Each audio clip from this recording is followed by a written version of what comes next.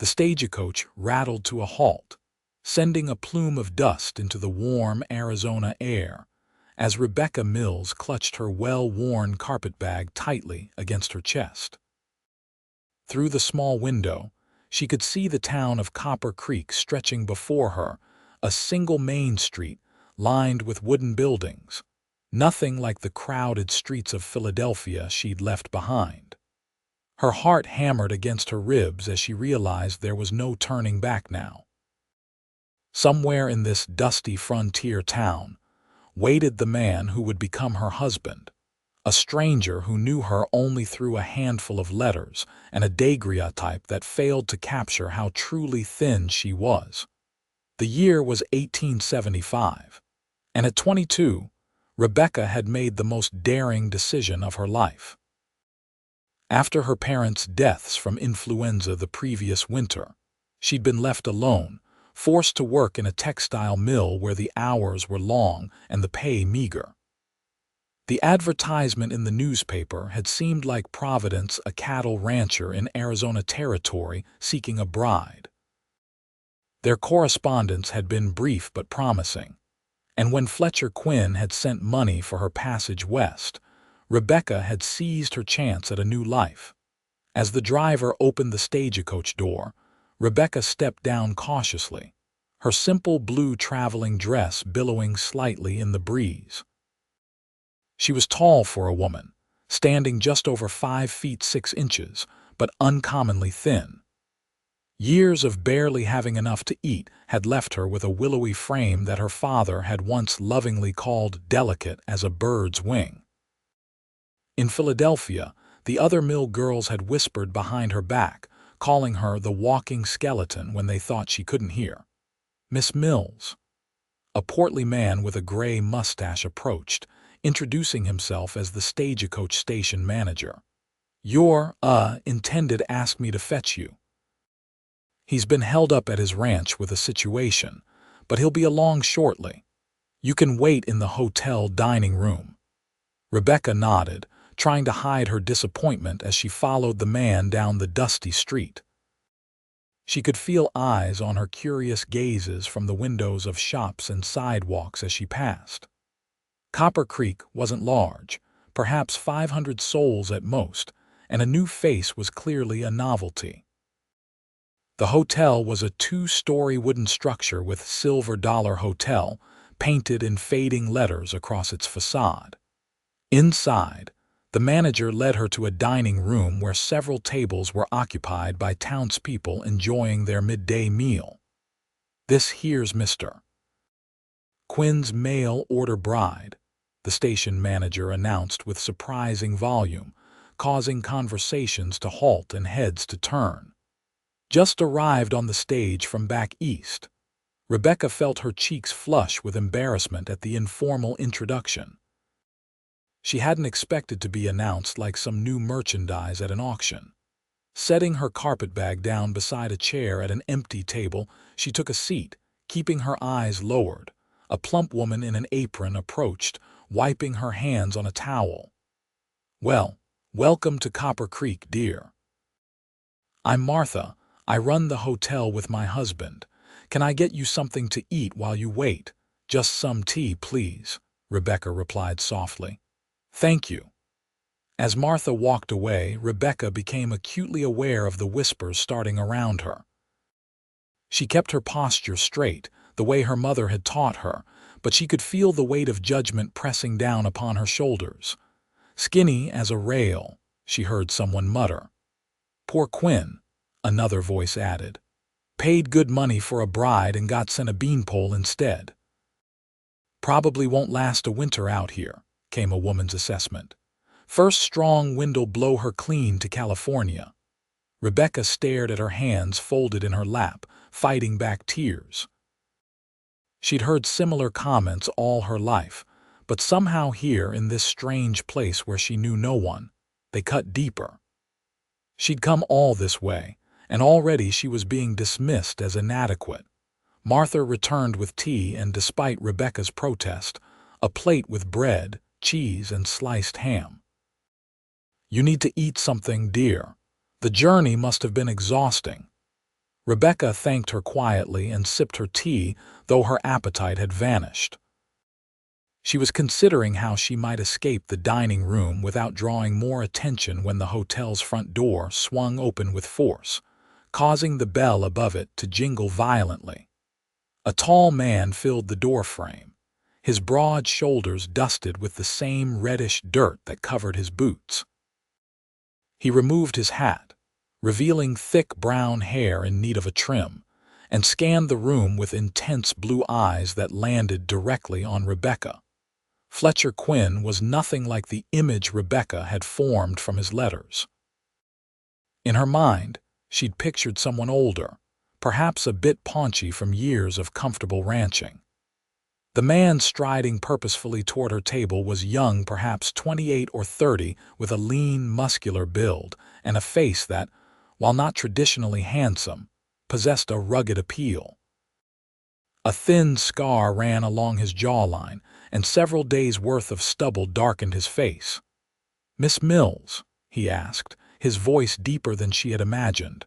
Rebecca rose to her feet, feeling impossibly tall and gangly beside the other women in the room. "Mr. Quinn," she acknowledged with a slight nod. The room had fallen silent again, and Rebecca could sense the collective curiosity of the diners. Fletcher Quinn seemed to notice it too, his jaw tightening as he glanced around the room. "Got something worth staring at?" he asked loudly, causing several people to suddenly become very interested in their meals. He turned back to Rebecca, his expression softening slightly. "My apologies for not meeting your stage. Had a situation with some cattle breaking through a fence line." His eyes moved over her quickly, taking in her appearance, and Rebecca braced herself for the disappointment she was sure would follow.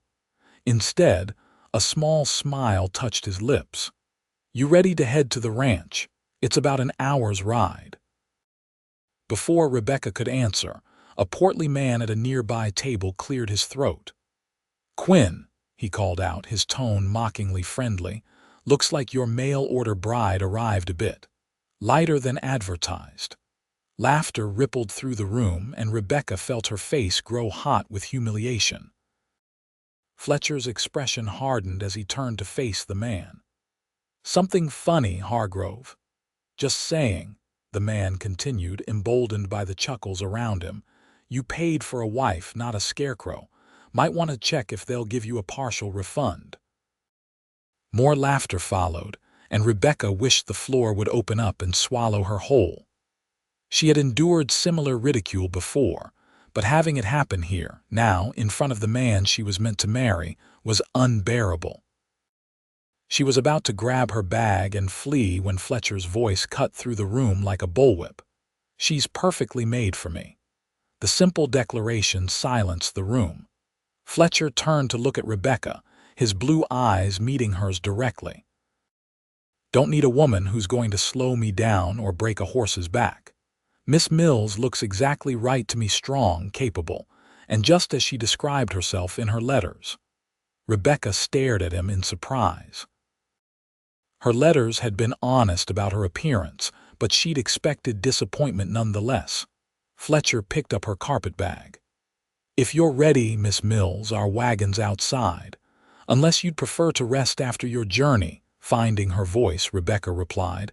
"I'm ready to leave now, Mr. Quinn." He nodded, placing a hand lightly at the small of her back to guide her toward the door. As they passed Hargrove's table, Fletcher paused. "By the way, Hargrove, I'd appreciate it if you'd show Miss Mills the respect she deserves as my future wife. Otherwise, you might find yourself with fewer teeth than you already have." The threat was delivered calmly, almost conversationally, but no one in the room doubted its sincerity. Hargrove's face reddened, but he remained silent as Fletcher and Rebecca continued to the door. Outside, a wagon waited, hitched to two sturdy-looking horses.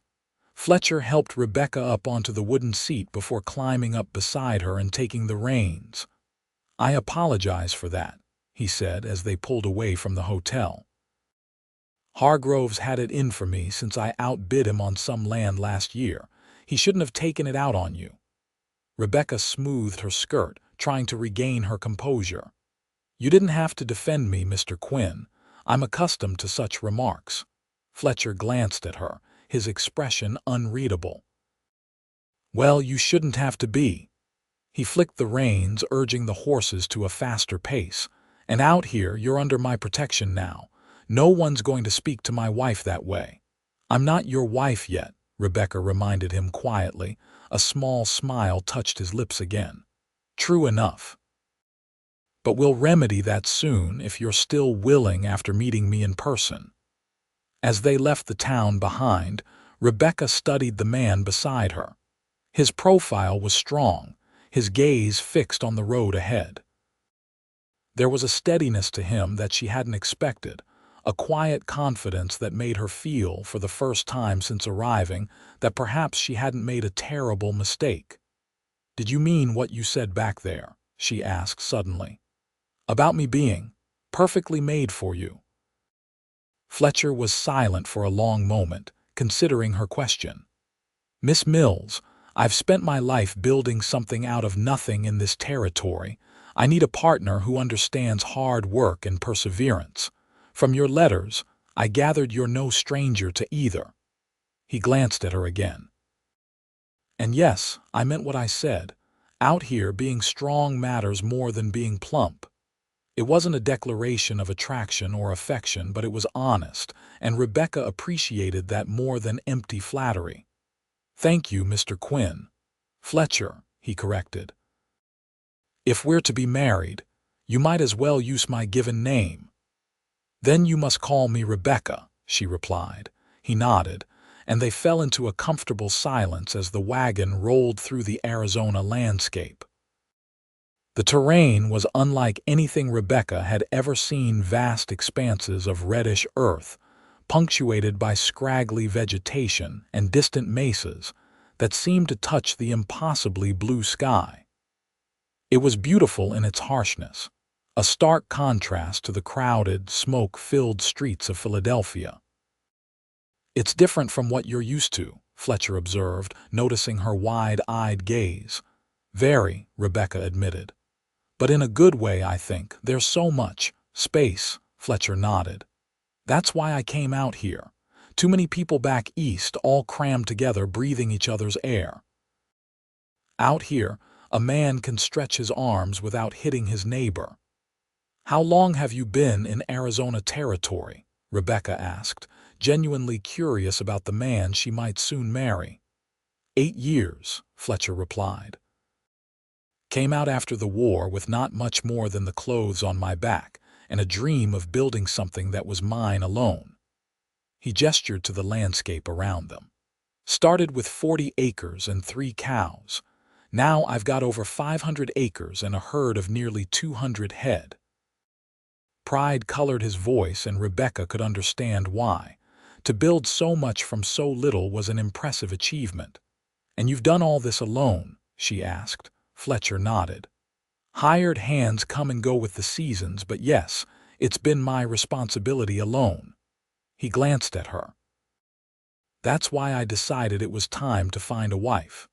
A ranch needs a woman's touch to become a proper home." It wasn't the most romantic explanation for seeking a bride, but Rebecca hadn't expected romance. She'd come west for practical reasons as well: security, a home, perhaps eventually a family. Love, if it came at all, would be a fortunate bonus. As they crested a small rise, Fletcher pulled the wagon to a halt. "There it is," he said, pointing to the valley below. "Quinn Ranch."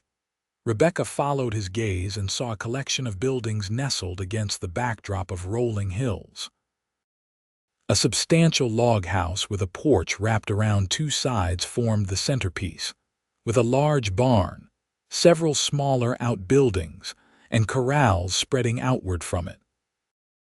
A creek wound through the property, its banks lined with trees that provided a welcome splash of green in the otherwise brown and red landscape. "It's lovely," Rebecca said honestly. After the cramped tenement she'd occupied in Philadelphia, The ranch house looked like a palace. Fletcher's expression softened with pride. "It's not fancy, but it's solid. Built the house myself, added onto it each year as I could afford to. The front room has a proper wooden floor now, and there's glass in all the windows." These details, mentioned with such pride, told Rebecca more about Fletcher's character than an hour of conversation might have. He was a man who valued progress, who took satisfaction in improvements earned through hard work. They continued down the slope toward the ranch, and as they drew closer, Rebecca could see a few men working in the corrals, mending fences or tending to horses. They looked up as the wagon approached, curiosity evident in their stances. Fletcher pulled the wagon up in front of the house and set the brake before jumping down and coming around to help Rebecca descend. His hands were strong and calloused as they encircled her waist, lifting her down as if she weighed nothing. "Welcome to your new home," he said, "if you decide to stay."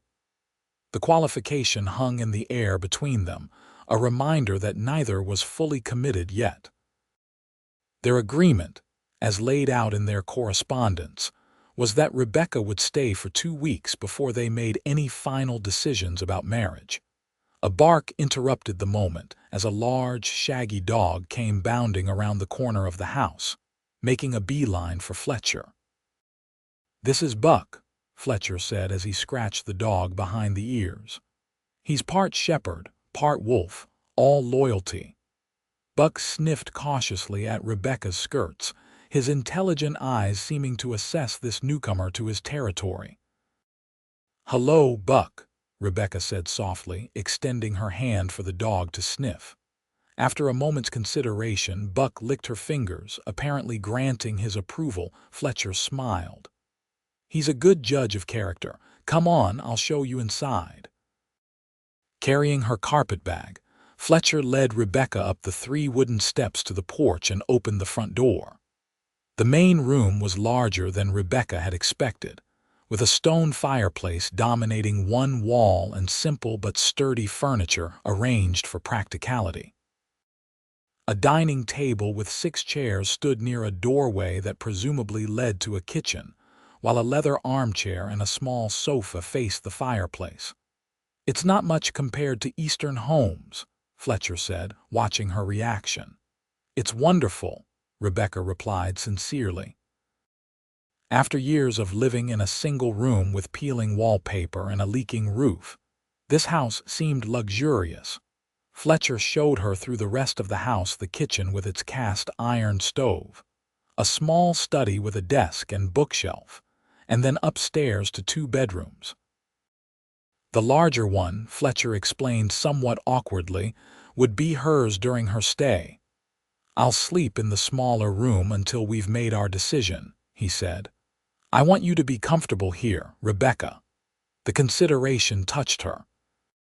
She'd half expected to be immediately thrust into the role of wife in all ways, but Fletcher was giving her time and space to adjust.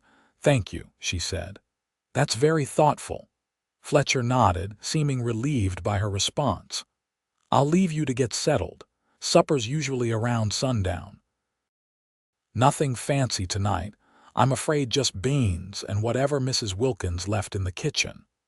She comes in from town a few days a week to cook and clean, but today wasn't one of her days." After Fletcher left, Rebecca sat on the edge of the bed, her bed, at least for now, and tried to process everything that had happened since the stagecoach had arrived in Copper Creek. The humiliation at the hotel still stung, but Fletcher's defense of her had soothed the worst of it. And now, looking around at this clean, solid room with its patchwork quilt and curtained window, she allowed herself to hope that perhaps she had found a place where she could belong. She unpacked her few possessions, arranging them carefully in the dresser Fletcher had indicated was for her use. Her wardrobe was meager, 2 everyday dresses besides the one she wore, a single good dress for Sundays, a nightgown, and the bare essentials of undergarments.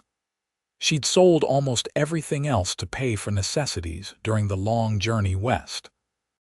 From the bottom of her carpetbag, she pulled out her most treasured possessions.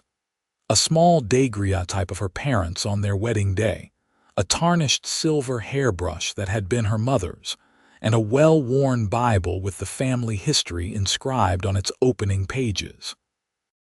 These she arranged on top of the dresser, small touches of familiarity in this strange new place. As the afternoon light began to fade, Rebecca washed her face and hands in the basin provided, straightened her hair, and changed into her second-best dress, a simple gray garment with white collar and cuffs. She wanted to make a good impression for her first evening in Fletcher's home. Downstairs, she found Fletcher in the kitchen, stirring a pot of beans that smelled surprisingly good, seasoned with what she guessed might be bacon and onions. "I'm not much of a cook," he admitted when he saw her, "but I can manage the basics." "I'd be happy to take over the cooking," Rebecca offered. "It's one of the skills I mentioned in my letters." Fletcher nodded. "I'd appreciate that. Mrs. Wilkins does her best, but her idea of seasoning is a spoonful of salt and a prayer."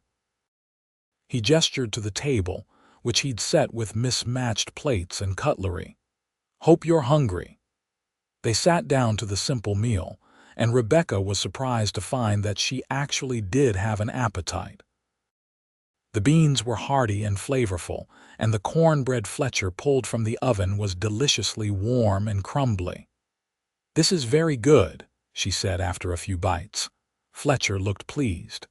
"Don't tell Mrs. Wilkins I can cook even this much. She thinks I'd starve without her." A comfortable silence fell between them as they ate. Through the window, Rebecca could see the last light of day painting the distant hills in shades of gold and purple. It was breathtakingly beautiful, a sight she could never have imagined in Philadelphia. "You miss it?" Fletcher asked suddenly. "Your home back east," Rebecca considered the question. "I miss certain things, the familiarity of it, knowing where everything is and how things work. And I miss the people I knew, though there weren't many left after my parents died." She looked out at the darkening landscape again. "But I don't miss the noise or the dirt or feeling trapped. There's a freedom here that I never felt there." Fletcher nodded, understanding in his eyes. "That's how I felt when I first came west, like I could finally breathe properly." As they cleared the dishes together, Rebecca asked about the ranch's daily routine, wanting to understand what her life might be like if she stayed. "I'm up before dawn," Fletcher explained. "There's livestock to feed, horses to tend to. The hands usually arrive around sunrise. There are 3 who work for me regularly, plus extra help during roundup and branding. Midday meal is quick, then back to work until sundown or later, depending on what needs doing." "And what would my duties be?" Rebecca asked. "Besides cooking and keeping house?" Fletcher looked at her thoughtfully. "That would be up to you in part. Mrs. Wilkins handles the heavy cleaning, but there's plenty else to do. The kitchen garden needs attention. It's gone a bit wild since I don't have time for it. And if you've any experience with chickens, I've been meaning to build a coop. Eggs would be a welcome addition to our table."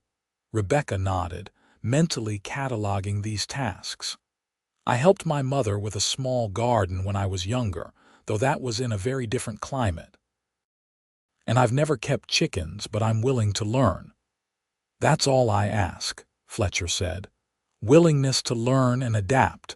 The territory isn't kind to those who refuse to change their ways." After the dishes were washed and put away, they moved to the main room, where Fletcher built a small fire to ward off the evening chill. Rebecca was surprised by how quickly the temperature dropped once the sun disappeared. "The nights can get cold, even in summer," Fletcher explained as he saw her pull her shawl tighter around her shoulders. "Another change from the east, I expect." They sat in companionable silence for a while, the crackling of the fire the only sound. Rebecca found herself studying Fletcher surreptitiously, noting the way the firelight played across his features, softening the weathered lines around his eyes and mouth. He wasn't handsome in the conventional sense, but there was a strength to his face that she found appealing. "You should know," Fletcher said suddenly, breaking the silence, "that if you decide to stay, I'll expect a true partnership. I didn't send for a wife just to have someone cook my meals and warm my bed." His directness made Rebecca blush, but he continued, "I want someone who'll share in building this ranch, who'll take pride in it the way I do. Someone I can rely on when times get hard, as they sometimes do out here." "Is that why you chose me?" Rebecca asked. "From my letters, did you think I could be that kind of partner?" Fletcher nodded slowly. "You wrote honestly about your circumstances, your strengths and weaknesses. You didn't try to paint yourself as something you're not. I appreciated that." He poked at the fire, sending sparks up the chimney. "And you asked practical questions about the ranch, about the territory. Not just about how big the house was or whether I could afford fancy dresses." Rebecca smiled slightly. "I've never owned a fancy dress in my life, Mr. Quinn Fletcher, and I didn't come west looking for luxury." "What were you looking for?" he asked, his blue eyes intent on her face. The question was direct, and Rebecca considered it carefully before answering. "Security, I suppose. A place to belong. The chance to build something lasting." She met his gaze steadily. "Not so different from what brought you west, I imagine." A small smile touched Fletcher's lips. "No, not so different at all." The clock on the mantel chimed 9 and Fletcher stood. "It's getting late and you've had a long journey. I'll show you where everything is for breakfast, but don't feel you need to cook for the hands tomorrow. Take the day to rest and explore the ranch." Rebecca rose as well, suddenly aware of how tired she truly was. The journey, the emotional strain of her arrival, and the excitement of seeing her potential new home had drained her completely. "Thank you," she said, "for everything today, especially for what you said at the hotel." Fletcher's expression darkened slightly. "Hargrove and his kind aren't worth your concern, but I meant what I said, Rebecca. You are exactly what I was hoping for in a wife." The simple statement, delivered with such certainty, warmed Rebecca more than the fire had. As she climbed the stairs to her bedroom, she found herself hoping that, at the end of their 2-week trial, both of them would want to make this arrangement permanent. The next morning, Rebecca woke to the unfamiliar sounds of a ranch coming to life: roosters crowing, cattle lowing in the distance, the nickering of horses being led from the barn. Sunlight streamed through the curtains she'd forgotten to close, illuminating dust motes dancing in the air. For a moment, she lay still, orienting herself to her new surroundings. The room was cool but not cold, the quilt over her providing just enough warmth to be comfortable. From somewhere downstairs came the smell of coffee brewing, and her stomach rumbled in response. Quickly, she dressed in one of her everyday dresses, a simple brown cotton with practical long sleeves and a modest neckline. She pinned her hair up in a simple style, washed her face in the basin, and headed downstairs. Fletcher was in the kitchen, pouring coffee into a tin mug. He looked up as she entered, and something like approval flickered in his eyes. "Good morning. Hope I didn't wake you with all the commotion." "Not at all," Rebecca assured him. "I'm used to rising early." The mill's whistle blew at 5 o'clock sharp, and anyone who wasn't at their station by 5:30 lost half a day's wages. Fletcher nodded, pouring a second mug of coffee and offering it to her. "Well, there's no whistle here, but the rooster does his best to make sure no one sleeps past dawn." Rebecca accepted the coffee gratefully, wrapping her hands around the warm mug. "Is there anything I can make you for breakfast?" "Already ate," Fletcher replied. "Just bread and some of Mrs. Wilkins's preserves. Help yourself, pantry's through there, bread's in the box on the counter." He drained his coffee and set the mug down. "I've got to check on a heifer that's close to calving. Make yourself at home, Rebecca. This is your house too, for now at least." After he left, Rebecca explored the kitchen properly, familiarizing herself with its contents. The pantry was well stocked with staples: flour, sugar, coffee, dried beans, and preserves. A small cold room off the kitchen held a side of bacon, some eggs, and a crock of butter. It was more food than she'd had access to in years, and the thought of cooking meals with such abundance made her almost giddy. After a simple breakfast of bread and preserves, Rebecca decided to explore the ranch. The morning air was crisp and clear, carrying the scents of dust, animals, and the faint sweetness of wild grasses. She walked first to the barn where a young man was mucking out stalls. "Madam," he said, touching his hat when he noticed her, "you must be Miss Mills. I'm Caleb, one of Mr. Quinn's hands." "It's nice to meet you, Caleb," Rebecca replied. "I hope I'm not in the way." "Not at all, madam. Mr. Quinn said you might be looking around today." He gestured toward the back of the barn. "If you're interested in the horses, there's a real pretty Palomino mare Mr. Quinn's been gentling. Says she might make a good lady's mount once she's properly broke." Rebecca thanked him and moved deeper into the barn, where she found the Palomino in question, a delicate-looking horse with a golden coat and flaxen mane. The mare watched her approach with curious eyes, ears pricked forward. "Hello, beautiful," Rebecca murmured, extending her hand for the horse to sniff. The mare's velvet muzzle tickled her palm, and Rebecca smiled. She'd rarely had occasion to interact with horses in Philadelphia, but she'd always admired their grace and power. "She likes you." Rebecca turned to find Fletcher standing in the barn doorway, watching them with an approving expression. "She's lovely," Rebecca said, stroking the mare's neck. "Caleb mentioned you thought she might make a good mount for a lady." Fletcher nodded, approaching to stand beside her at the stall door. "She's got a gentle temperament, still needs work, but I thought, well, if you decided to stay, you might want a horse of your own." The thoughtfulness of the gesture touched Rebecca deeply. A horse represented freedom in the territory, the ability to travel independently, to not be confined to the immediate vicinity of the ranch house. "I'd like that," she said softly. "Though I should warn you, I've never ridden before." Fletcher's lips quirked in a smile. "Everyone has to learn sometime. I could teach you if you're willing." "I'd like that," Rebecca repeated, meeting his gaze. Something passed between them in that moment, not quite attraction, but a sense of possibility, of a future they might build together. The moment was broken by a shout from outside. Fletcher's expression immediately shifted to concern, and he strode quickly out of the barn with Rebecca following. One of the ranch hands was running toward them from the direction of the creek, his face flushed with exertion. "Mr. Quinn, rustlers. They've cut through the north fence line and are driving off some of the herd." Fletcher's expression hardened. "How many?"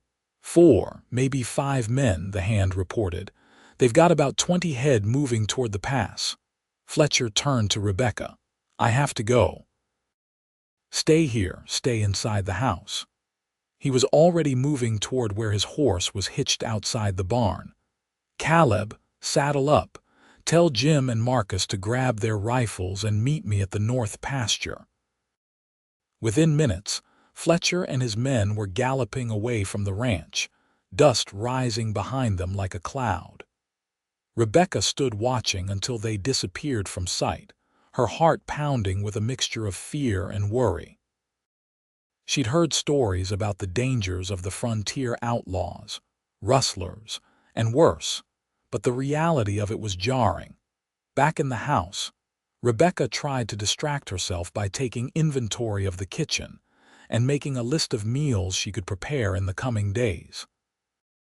But her thoughts kept returning to Fletcher and his men, facing unknown dangers to protect the ranch and its livestock. 2 hours passed with excruciating slowness. Rebecca had cleaned the kitchen, swept the main room, and was contemplating starting bread dough when she heard horses approaching. Rushing to the window, she saw Fletcher and the others returning, driving before them the stolen cattle.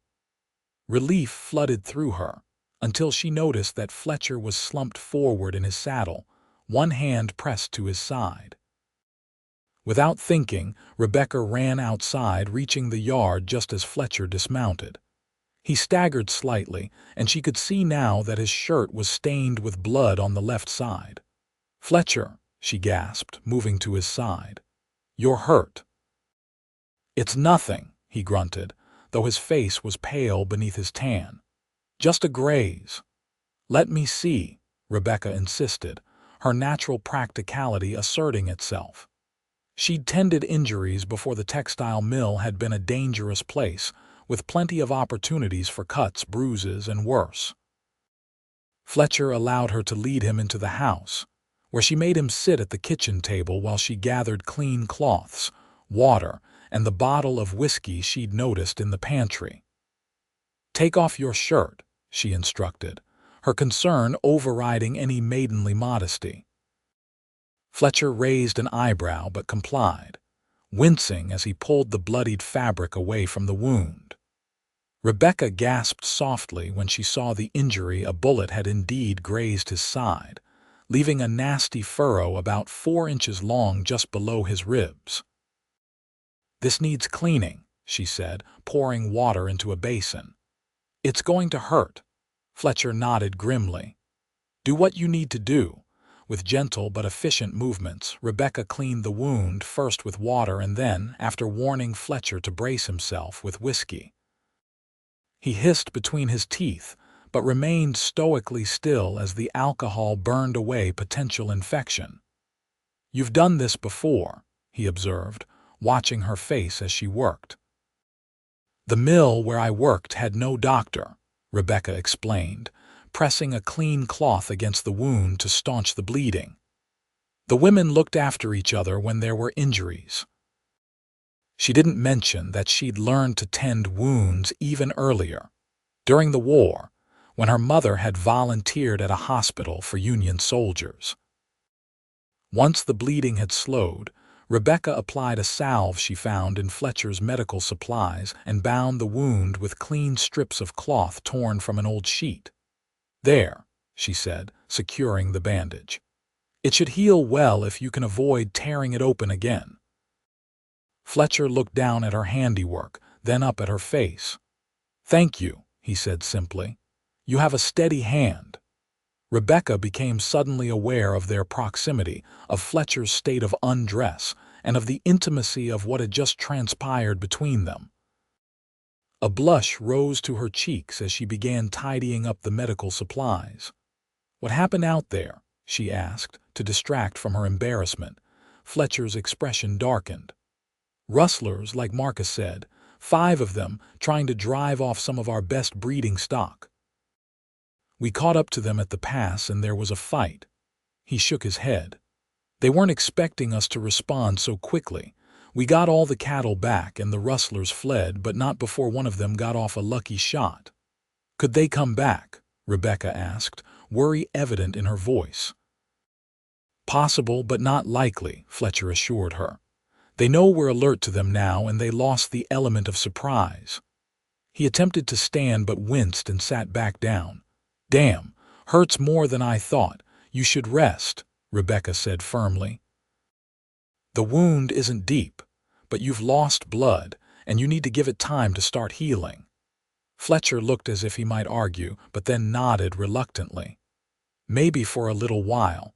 I've got men checking the rest of the fence line and Caleb can handle the evening chores."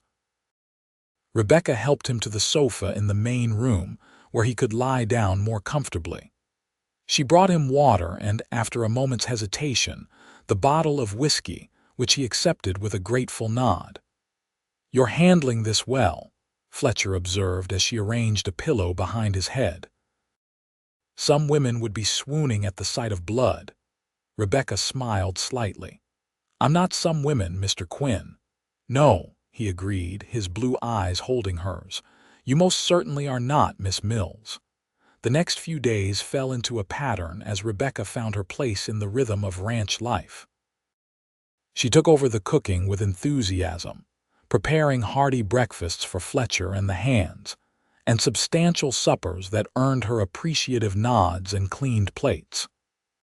Fletcher's wound began to heal, and though he insisted on returning to work sooner than Rebecca thought wise, he at least allowed her to change the bandage daily and check for signs of infection. In the afternoons, when the day's work slowed somewhat, Fletcher began teaching Rebecca to ride. The Palomino mare, whom Rebecca had named Sunflower, proved to be as gentle as Fletcher had promised, tolerating Rebecca's initial clumsiness with patient good humor. "Keep your back straight," Fletcher instructed, standing beside the corral as Rebecca guided Sunflower in a circle. "That's it. You're a natural, Rebecca." The praise warmed her, especially as she knew Fletcher wasn't one for empty compliments.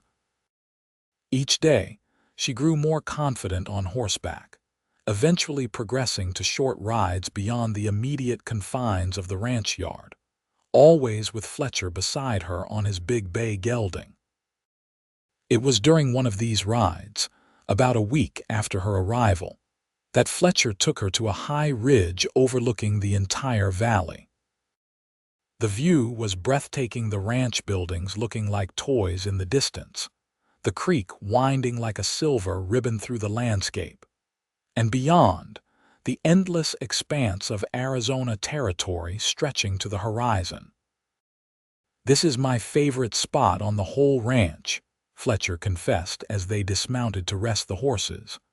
"I come up here sometimes just to remind myself what I'm working for." Rebecca understood completely. Looking out over the valley, she could see Fletcher's vision, not just what the ranch was now, but what it could become with years of care and hard work. "It's beautiful," she said softly. "Thank you for sharing it with me." Fletcher turned to look at her, his expression serious. "Rebecca, we've got about a week left before you need to make your decision about staying." Rebecca nodded, her heart suddenly pounding. She'd been thinking about little else for days, weighing her options, considering what kind of future she might have here. "I want you to know," Fletcher continued, "that I hope you'll choose to stay. These past days, having you at the ranch, it's been—" He struggled for words, then simply said, "Right. It's felt right." The simple declaration meant more to Rebecca than a flowery speech might have. Fletcher Quinn was not a man who expressed himself easily, but when he did speak, he meant exactly what he said. "I've felt it too," she admitted. "Like I belong here in a way I never did back east." Fletcher took a step closer to her, his eyes intent on her face. "I know we agreed to a 2-week trial, but I'm ready to offer you marriage now if you'll have me. Not because I'm desperate for a wife, but because I'm certain you're the right woman for me, Rebecca Mills." Rebecca looked up at him, searching his face.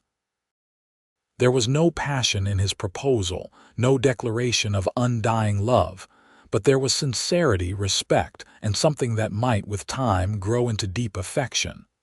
"Are you sure?" she asked softly. "Even knowing what the people in town think of me, that I'm too thin, too plain." Fletcher's jaw tightened. "Those people don't know the first thing about you. They haven't seen you gentle a skittish horse, or cook a meal that makes men fight over the last biscuit, or tend a wound without flinching." He took her hands in his calloused palms warm against her skin. "I don't care what they think. I care what I think, and I think you're exactly the woman I want to build a life with." Rebecca's heart swelled with emotion. It wasn't a romantic proposal by Eastern standards, but it was honest and heartfelt, and in that moment, she knew her answer. "Yes," she said simply. "I'll marry you, Fletcher Quinn." A smile broke across Fletcher's face, transforming his usually serious expression into something almost boyish. "You will?" Rebecca nodded, smiling back. "I will." Fletcher hesitated for a moment, then leaned down and pressed his lips to hers in a gentle, questioning kiss. Rebecca responded tentatively at first, then with growing confidence as something warm and sweet unfurled within her. When they parted, both were slightly breathless. "We should get back," Fletcher said, though he made no move to release her hands. "We've got plans to make." They rode back to the ranch side by side, occasionally exchanging glances and small smiles like conspirators sharing a precious secret. That evening, as they sat on the porch watching the sunset paint the sky in shades of orange and purple, they discussed practical matters when they would marry. What changes might be needed to the house, how Rebecca might take on more responsibilities around the ranch. "I was thinking we could be married next Sunday," Fletcher suggested. "The circuit preacher will be in Copper Creek. It would be a simple ceremony but legal and proper." Rebecca nodded. "Sunday would be perfect." She hesitated, then added, Will we invite people from town?" Fletcher understood her concern immediately. "Only if you want to, but I should warn you they'll talk either way. Small towns run on gossip." "Let them talk," Rebecca said with newfound confidence. "I don't care what they think." Fletcher smiled, reaching over to take her hand. "That's my girl." The simple endearment sent a pleasant shiver through Rebecca. No one had called her my girl since her father died. It felt good, protective, affectionate, and possessive in a way that made her feel valued rather than owned. The days leading up to the wedding passed in a flurry of activity. Fletcher rode into town to make arrangements with the preacher, and to order supplies for what he insisted would be a proper celebration, even if it was just the two of them and the ranch hands. Rebecca, meanwhile, set about giving the ranch house a thorough cleaning and putting her own touches on what would soon be her permanent home. On Saturday, the day before the wedding, Fletcher surprised her by returning from town with several packages. "What's all this?" Rebecca asked as he set them on the kitchen table. "Wedding presents," Fletcher replied, looking somewhat embarrassed. "It's tradition, isn't it?" Rebecca was touched by the gesture. "You didn't have to do that." "Wanted to," he said simply, nudging the largest package toward her. "Open this one first." Rebecca untied the string and unfolded the brown paper to reveal a length of beautiful cream-colored fabric with tiny blue flowers embroidered along its edges. "I thought maybe." "For a wedding dress," Fletcher explained, watching her reaction. "Mrs. Whitman at the dry goods store said it was the prettiest she had. If you don't like it, or if there's not enough time to make something, it's perfect," Rebecca interrupted, running her fingers over the soft material. "And yes, there's time. I can sew quickly when I need to." The other packages contained equally thoughtful gifts: a pair of soft leather gloves sized for her slender hands, a tortoiseshell comb for her hair, and a silver thimble to replace the brass one she currently used. "Fletcher, these are lovely," Rebecca said, genuinely moved by his consideration. "But I haven't anything to give you." Fletcher shook his head. "You're giving me a wife and a partner. That's gift enough." That night, after Fletcher had gone upstairs, Rebecca stayed up late working on her wedding dress. The cream fabric was the finest she'd ever owned, and she took extra care with each stitch, creating a simple but elegant gown with a fitted bodice and flowing skirt. As she worked, she thought about the strange path that had led her to this moment, from the crowded, dirty streets of Philadelphia to this quiet ranch house in Arizona territory, from a life of barely surviving to the promise of a future filled with purpose and partnership. Sunday dawned clear and warm, with just enough breeze to keep the heat from becoming oppressive. Rebecca dressed carefully in her new gown, which fell in graceful folds around her tall, slender frame. She arranged her hair with the tortoiseshell comb, securing the dark brown locks in a style that was neat but still soft around her face. When she descended the stairs, Fletcher was waiting in the main room, dressed in what she guessed were his best clothes: a clean white shirt, black vest, and trousers that looked newly pressed. He'd trimmed his beard and slicked back his hair, and as he turned to look at her, Rebecca saw something in his eyes that made her breath catch. "You look beautiful," he said, his voice slightly rough. "Thank you," Rebecca replied, feeling a blush rise to her cheeks. "You look very handsome yourself." Fletcher offered his arm with a formality that seemed both endearing and slightly awkward, as if he wasn't quite used to such gestures. "Shall we go? The wagon's ready." The ride to Copper Creek was quiet but companionable, both of them lost in their own thoughts about the step they were about to take. Rebecca found herself surprisingly calm. What had begun as a practical arrangement had evolved into something more: not passionate love, perhaps, but a deep respect and growing affection that felt like a solid foundation for marriage. The church in Copper Creek was a simple wooden structure with a small steeple, set slightly apart from the main street. As Fletcher helped Rebecca down from the wagon, she noticed several curious faces watching from the hotel porch and the general store's front steps. "Ignore them," Fletcher murmured, placing a protective hand at the small of her back.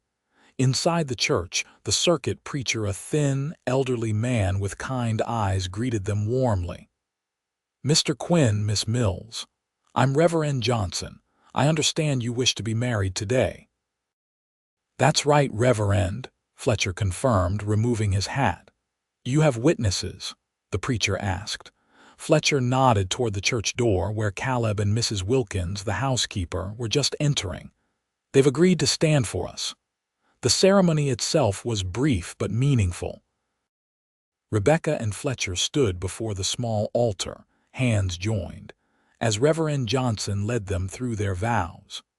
When Fletcher promised to love, honor, and cherish her for all the days of his life, Rebecca heard the sincerity in his voice and felt a surge of emotion that brought tears to her eyes.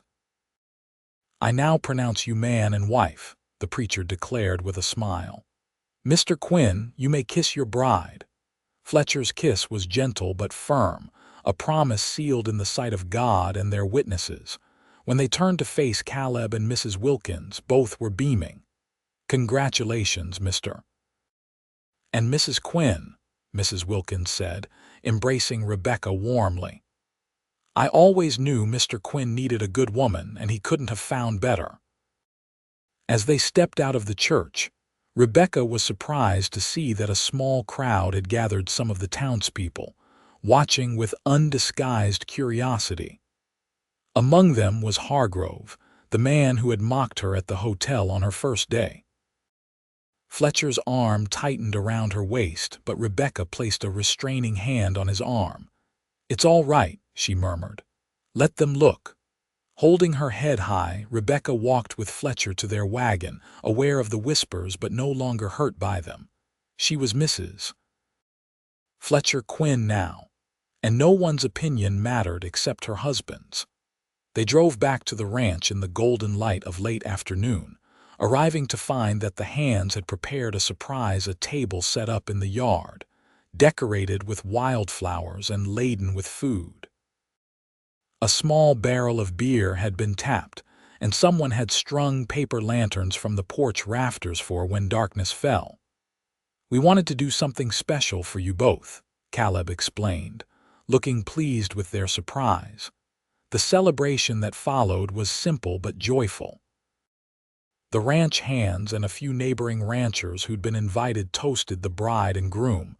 The food was plentiful and delicious, and as the sun set, someone produced a fiddle and began to play. "May I have this dance, Mrs. Quinn?" Fletcher asked, extending his hand to Rebecca. "I'd be honored, Mr. Quinn," she replied with a smile, placing her hand in his. They danced under the stars and paper lanterns, Fletcher's arm strong around her waist, his blue eyes never leaving her face. Rebecca had never felt so cherished, so valued in all her life. As the night grew late and their guests began to depart, Fletcher led Rebecca up to the house. At the threshold he paused, then swept her up into his arms. "I believe this is traditional," he said with a small smile as he carried her inside. Later, in the privacy of what was now their bedroom, Rebecca discovered that Fletcher's gentleness extended to the most intimate aspects of marriage. He was patient and considerate, guiding her through her initial nervousness with tender words and touches that awakened feelings she'd never experienced before. "Are you all right?" he asked softly, holding her close as they lay together afterward.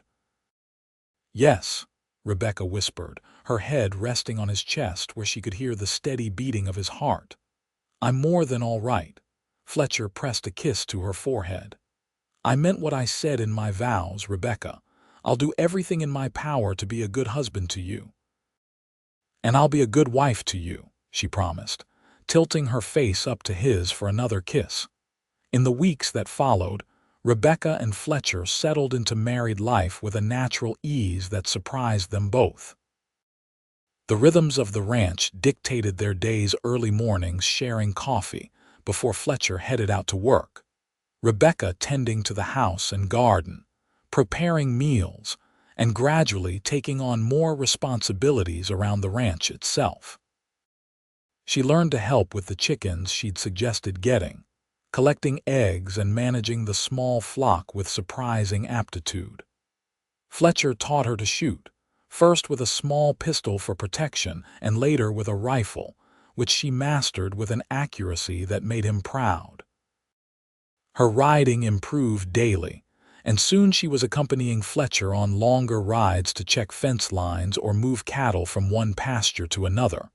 One evening, about 2 months after their wedding, Fletcher returned from a trip to town with an unexpected package. "What's this?" Rebecca asked as he set it on the table. "Open it and see," Fletcher replied, a hint of mischief in his eyes. Rebecca untied the string and opened the box to find a beautiful dress in a rich blue color that reminded her of the Arizona sky. The fabric was finer than anything she'd ever owned, with delicate lace at the collar and cuffs. "Fletcher, it's gorgeous," she breathed, lifting it carefully from the box. "But what's the occasion?" "Do I need an occasion to buy my wife a pretty dress?" he asked, but then added, "Actually, there is one. Copper Creek's founding a new tradition, a harvest dance at the end of next month. I thought we might attend if you're willing." Rebecca hesitated. She hadn't been back to town since their wedding day, preferring the peaceful isolation of the ranch to the curious stares and potential gossip of Copper Creek's residents. "We don't have to go," Fletcher said quickly, noticing her hesitation. "It was just a thought." "No, I'd like to," Rebecca decided, running her fingers over the soft fabric of the dress. "It's time I stopped avoiding town. Besides, I want to dance with my husband again." Fletcher's smile was worth any discomfort she might feel facing the townspeople. "Then we'll go," he said, pulling her into his arms for a kiss that still made her heart race, even after months of marriage. The night of the harvest dance arrived cool and clear, with a full moon rising over the hills as Fletcher and Rebecca drove their wagon into Copper Creek. The town had been transformed for the occasion, with lanterns hanging from every porch and makeshift poles set up in the cleared area in front of the hotel. A platform had been constructed for the musicians, a fiddle player, a man with a banjo, and another with a small accordion. Rebecca, wearing her blue dress and with her hair arranged in an elegant style she'd practiced all afternoon, felt Fletcher's approving gaze as he helped her down from the wagon. "You're the most beautiful woman here," he murmured, offering his arm. "And you're biased," she replied with a smile, though his compliment pleased her. They entered the dance area, and Rebecca was immediately aware of the curious glances directed their way. But there was a difference from the last time she'd faced these townspeople. Now, standing tall beside her husband, secure in his affection and her place at the ranch. The stares no longer hurt. Martha, the hotel owner, approached them with a welcoming smile. "Mrs. Quinn, how lovely to see you again. That dress is absolutely beautiful on you." "Thank you, Martha," Rebecca replied, returning the smile. "It's good to be back in town." More people came to greet them, some with genuine warmth, others with polite curiosity.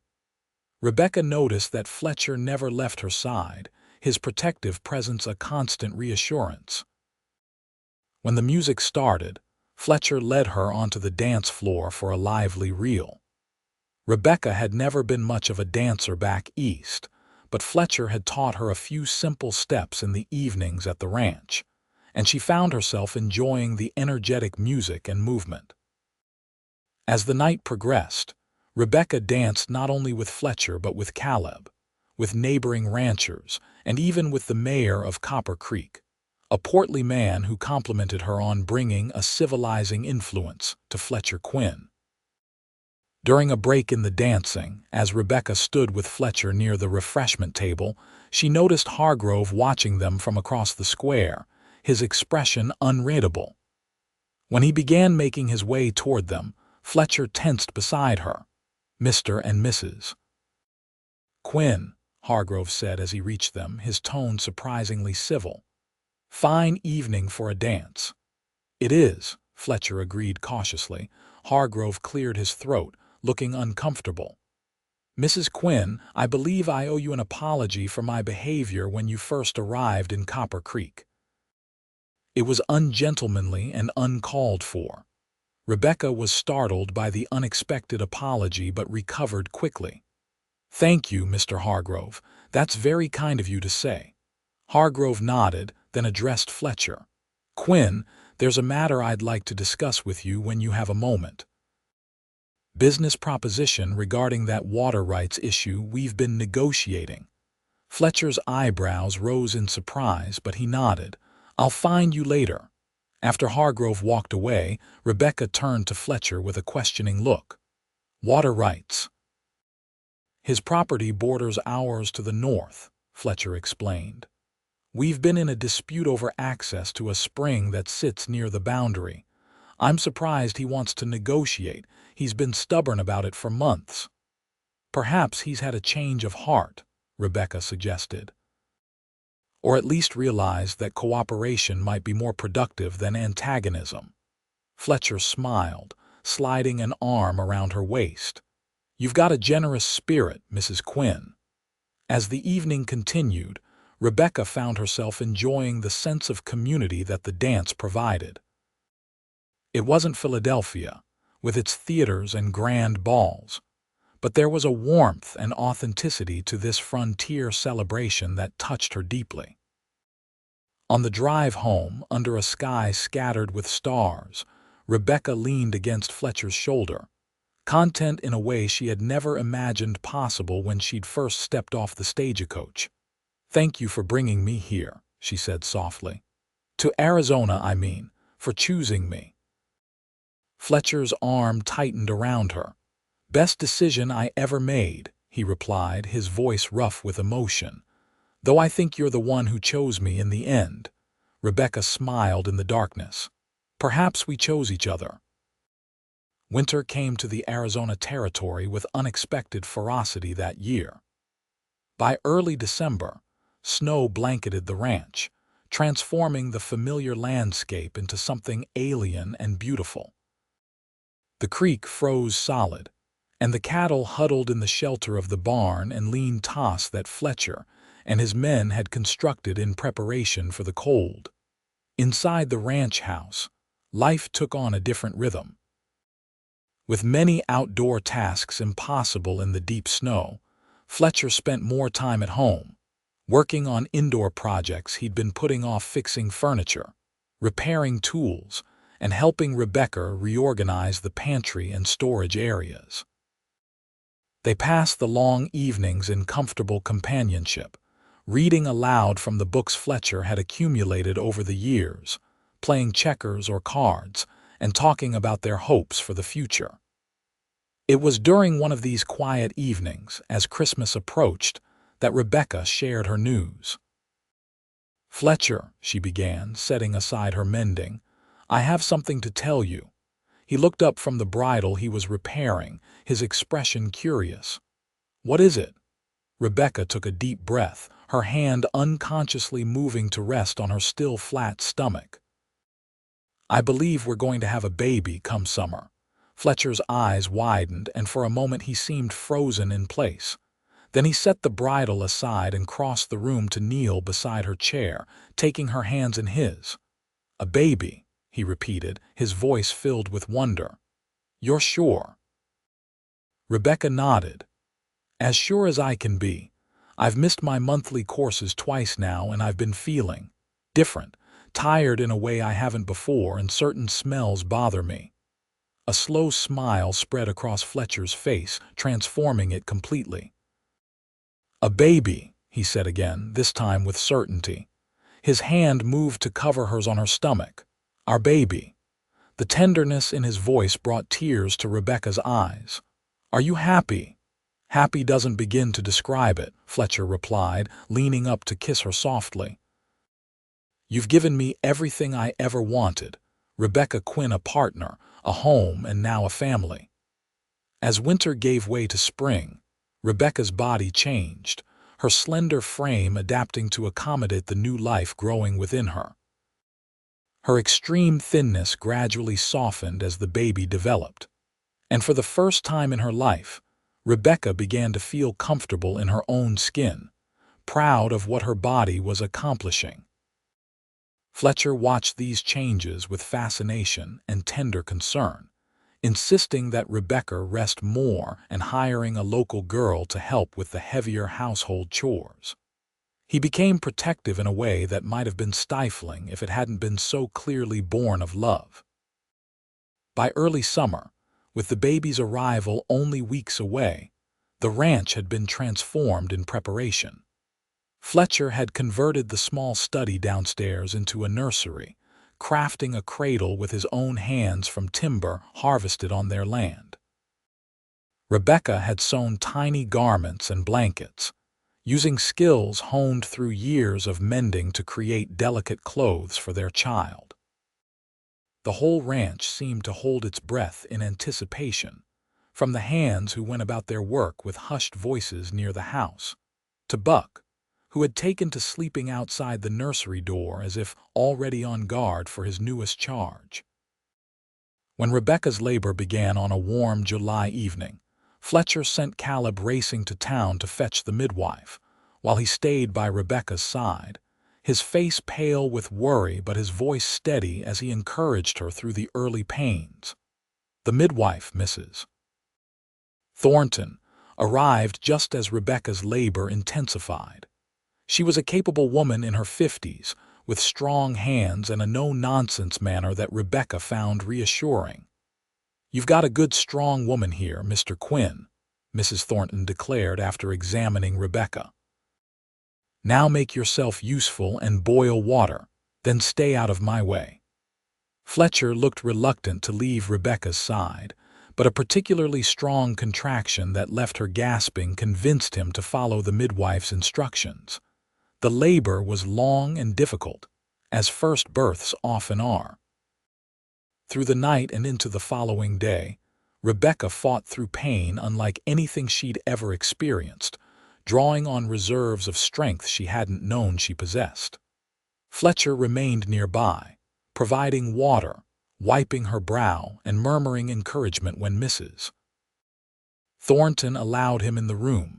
Finally, as the afternoon sun slanted through the bedroom window, Rebecca gave a final, tremendous push, and their child entered the world with a robust cry that brought tears to both parents' eyes. "A fine, healthy boy," Mrs. Thornton announced, quickly cleaning and wrapping the infant before placing him in Rebecca's trembling arms. "Congratulations to you both." Rebecca looked down at her son's face, awestruck by the tiny features that somehow combined her high cheekbones with Fletcher's strong jaw, her dark hair with his startlingly blue eyes. "He's perfect," she whispered, touching his cheek with a gentle finger. Fletcher sat on the edge of the bed, his arm around Rebecca, his eyes fixed on his son with an expression of pure wonder. "He's beautiful," he agreed, his voice rough with emotion, "just like his mother." They named him William, after Fletcher's father, with Thomas as a middle name to honor Rebecca's.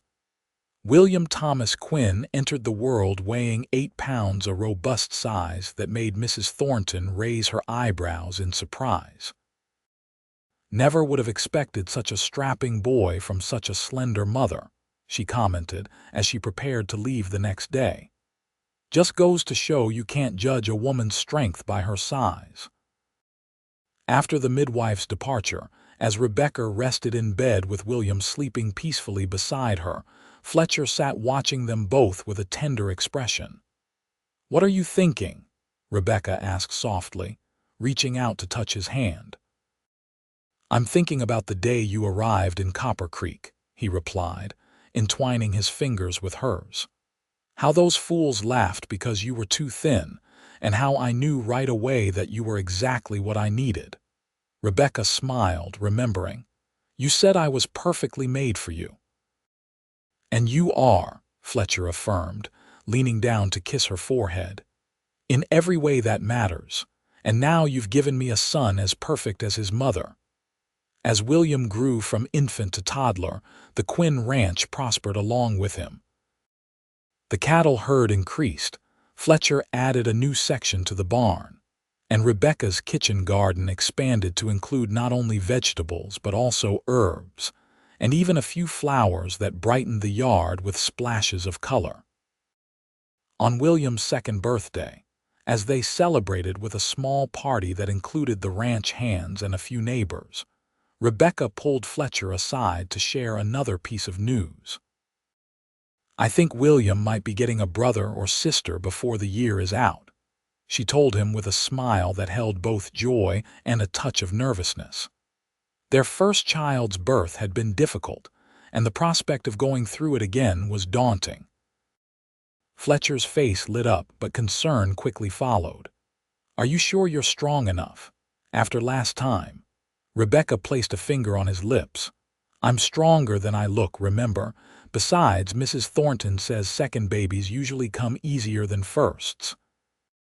Fletcher pulled her into his arms, mindful of the curious eyes of their guests. "I love you, Rebecca Quinn," he murmured against her hair. "More than I ever thought possible when I sent for a mail-order bride." Rebecca smiled against his chest, thinking of the long journey that had brought her to this moment from the frightened, too thin girl who'd stepped off the stagecoach to the confident woman and mother she'd become. "And I love you, Fletcher Quinn," she replied. "Thank you for seeing me when everyone else just looked." In December of that year, Elizabeth Grace Quinn was born with considerably less drama than her brother, arriving after only 6 hours of labor. She was smaller than William had been, but just as healthy, with Rebecca's delicate features, and to Fletcher's delight, a hint of red in her downy hair that suggested she might have inherited his mother's coloring. As Fletcher held his daughter for the first time, gazing down at her tiny face with an expression of awe, Rebecca watched them from the bed, her heart so full of love it seemed impossible that she'd once feared she would never find happiness. "She's beautiful," Fletcher whispered, carefully returning Elizabeth to Rebecca's arms, "just like her mama." Rebecca smiled, adjusting the blanket around their daughter's face. "She's perfect," she agreed. "Perfectly made for our family." Outside the window, snow was beginning to fall, covering the ranch in a blanket of white that would melt with the spring thaw, making way for new growth and possibilities. Inside, warm and secure in the home they'd built together, the Quinn family welcomed the future with hope and the certainty that they were exactly where they were meant to be. Years passed, and the once new ranch house gained the comfortable patina of a well-loved home. The rooms that had seemed so spacious to Rebecca when she first arrived now echoed with the laughter and footsteps of not just William and Elizabeth, but also their younger brother, James, born 3 years after Elizabeth.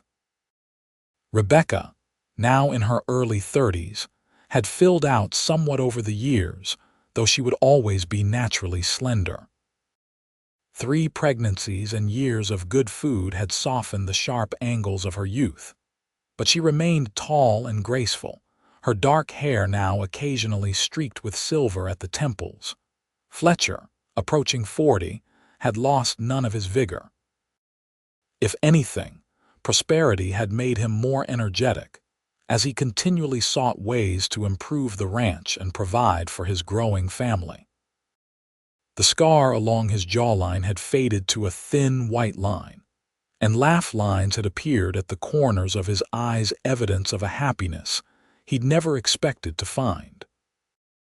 On a warm autumn day, as Rebecca stood on the porch watching her children playing in the yard, 10-year-old William teaching 7-year-old Elizabeth how to throw a lasso, while 4-year-old James attempted to mimic their movements with a piece of rope, Fletcher came up behind her, wrapping his arms around her waist. "Happy anniversary, Mrs. Quinn," he murmured, pressing a kiss to the sensitive spot just below her ear. Rebecca leaned back against him, smiling. "You remembered. 12 years today since you stepped off that stagecoach and changed my life," Fletcher replied. "Not likely to forget that."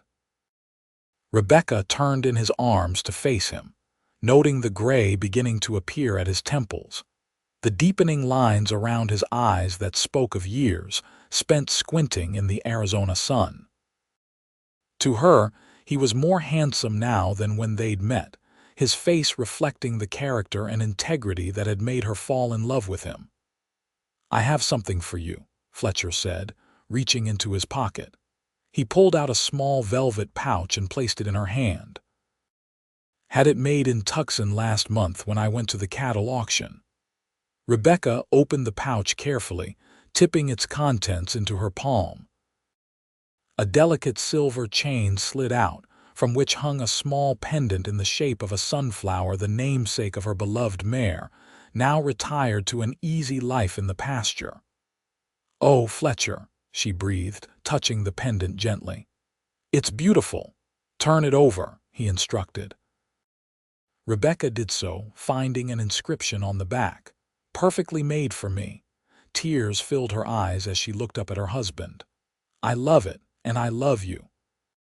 Fletcher took the necklace from her palm and carefully fastened it around her neck, his fingers brushing against her skin in a way that still sent shivers down her spine after all these years. "I've been thinking," he said, as he stepped back to admire how the pendant looked against her blue dress. "William's getting old enough to take on more responsibility around the ranch. Maybe it's time you and I took a trip, just the two of us." Rebecca's eyes widened in surprise. "A trip? Where?" "I was thinking San Francisco," Fletcher replied. "Or even back east if you'd like to see Philadelphia again. The railroad makes it easier now than when you came out here." The thought of traveling, of seeing more of the country with Fletcher at her side, was enticing. They'd rarely left the ranch together in all their years of marriage, always too busy with children and cattle and the 1,000 tasks that frontier life demanded. "I'd love that," Rebecca said, then hesitated. "But the children? Mrs. Wilkins has already agreed to stay with them," Fletcher said with a satisfied smile. "And Caleb will oversee the ranch operations. We could go after the spring roundup, be gone for a month or more if you'd like." The thoughtfulness of the gift, not just the necklace but the trip, the planning Fletcher had obviously put into making it possible, touched Rebecca deeply. This was the man she'd married, practical, considerate, and occasionally surprising in the best possible way. "Thank you," she said simply, reaching up to touch his face. "For everything." Fletcher turned his head to press a kiss into her palm. "Thank you for saying yes all those years ago, for seeing something in me worth taking a chance on." Rebecca smiled, thinking of that frightened young woman who had traveled west with nothing but hope and determination. "We took a chance on each other," she corrected gently. "And look what we've built."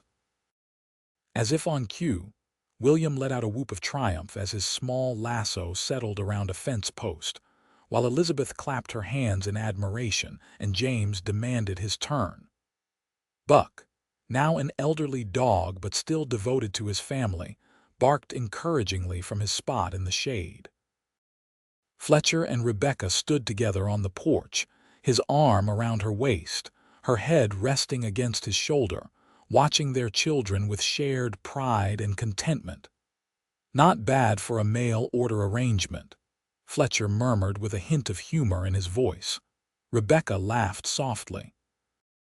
"Not bad at all, Mr. Quinn."